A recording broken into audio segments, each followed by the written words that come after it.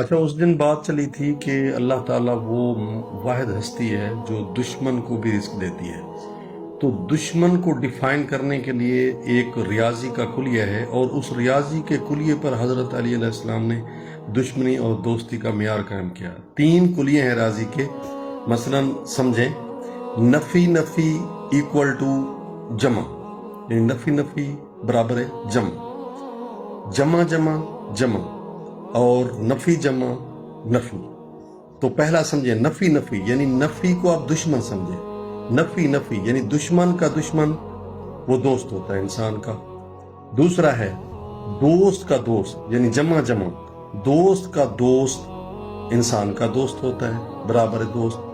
اور دشمن کا دوست وہ انسان کا دشمن ہوتا ہے. دیکھیں کتنے خوبصورت انداز میں آپ نے ریاضی کے کلیے سے دوستی اور دشمنی کا کلیہ سمجھا.